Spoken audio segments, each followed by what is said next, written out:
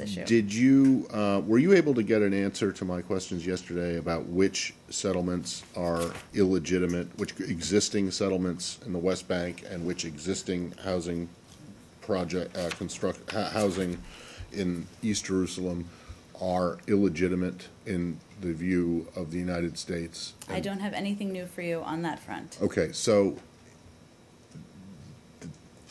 that means, and please correct me if I'm wrong, that the United States does not take a position on the legitimacy or illegitimacy of existing or announced settlements or construction in East Jerusalem. Well, our position on this, Matt, as you know, has been consistent for a long time. I venture to guess as long as you've been covering the State Department on the construction in East Jerusalem. It has not changed. We oppose any unilateral actions by either party, and we're not going to prejudge. Right, but you don't call it illegitimate, or you don't use the same language in East Jerusalem as you do in the West Bank. Is that correct? That's correct. Okay, so but then my question and what I said yesterday, and you said you thought that I was wrong, but I want to make sure that if I am wrong, I would love to be. I really want to be corrected if this is wrong.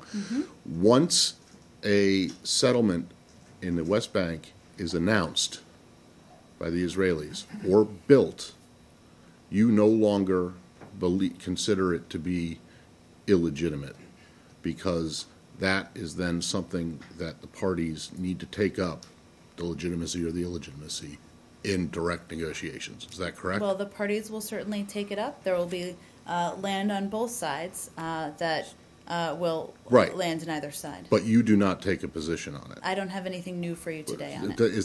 Does that mean that you do not take a position on it once it's built or announced? I don't have anything different from what I told you The only yesterday. thing that you, okay, then I think that I was correct yesterday, and I'm correct now in saying that the only settlement activity that you find to be illegitimate or you deem illegitimate is settlements that haven't been built yet and haven't been announced, settlements that don't exist. Well, is that regardless correct? of the word that's used, we I don't find any. Again, no, this again, is again. I don't want to get into the.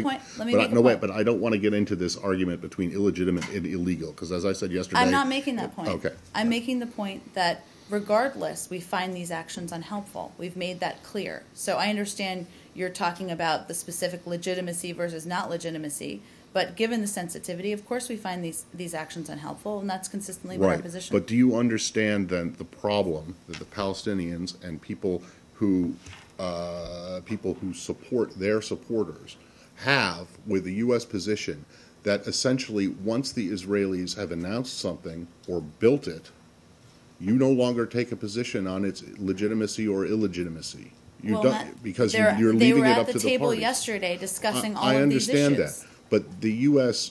no longer, or maybe no longer is not the right word, the United States does not take a position on the legitimacy or illegitimacy of existing settlements in the West Bank. Our position has been the same for years. It has not changed. And that position is that this needs to be determined by in direct talks in final status negotiations. Is that correct? They will be discussed. So you do not you don't have a position then on the legitimacy or illegitimacy of actual settlements.